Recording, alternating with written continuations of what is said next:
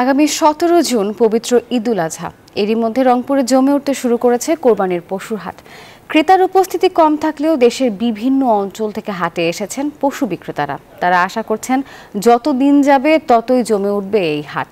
এবারও চাহিদা মেটাতে জেলায় পর্যাপ্ত গবাদি পশু রয়েছে বলে জানিয়েছে প্রাণী সম্পদ অধিদপ্তর। সাদ্দাম হোসেন ডেমির ছবিতে রেজাউল করিম মানিকের রিপোর্ট। রংপুরের খানসামা পশুর হাট। যে যেভাবে পারছেন এই হাটে আসছেন গরু নিয়ে। কেউ আসছেন হেঁটে, কেউ বা যানবাহনে করে।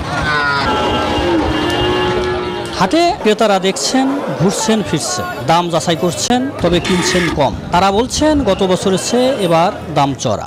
বিশ্বমানের থার্মিক্স রড, সালাম স্টিল থার্মিক্স, দেশের একমাত্র থার্মিক্স রড। কয়েকটা গরু দেখলাম, গিরি যা দাম চায় গতবারের তুলনায় দাম বেশি। গতবারের চেয়ে ইনশাল্লাহ দাম কম আছে। কোরবানির গরু কিনিয়ে ইনশাল্লাহ যাবো। কোরবানি গরু নিজে কিনবো, দেখে মেলা ভালো গরু আছে। গরু তো এখনো কেউ ছাড়ার মতন কন্ডিশনের মধ্যে নাই।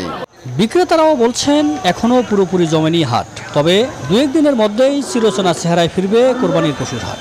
ভালো দাম পাচ্ছি এবং যারা কিনতেছে তারাও কিনতে সমস্যা হচ্ছে না। এটা দাম দিবে লাগছে, ইয়েতে মাল বেচা যায় না। অন্যান্য বছর হচ্ছে এবার ভালো রেটও পাচ্ছি, যাই ব্যবসা করতে অনেক ভালোই সুবিধা। আমাদের হাটে ভারতীয় কোনো গরু আসে না, আমাদের স্থানীয় গরু এবং সব দেশি গরুই আমাদের এখানে। এবারও চাহিদা মেটাতে জেলায় পর্যাপ্ত গবাদি পশু রয়েছে বলে জানিয়েছে প্রাণী সম্পদ অধিদপ্তর।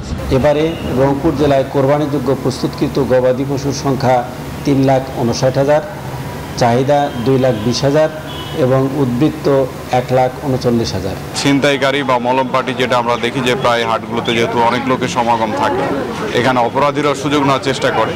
আমাদের ডিবি থেকে শুরু করে এবং আমাদের যে গোয়েন্দা দল আছে তারাও কাজ করছে। আমরা পোশাকি পুলিশ আছে সার্বক্ষণিক। কোরবানিতে বিক্রির জন্য বিভাগের 8 জেলায় 1.5 লাখেরও বেশি খামারি 4.5 লাখের বেশি গরু বাণিজ্যিকভাবে প্রস্তুত করেছে। রেজাউল করিম মানিক, নিউজ 24, রংপুর।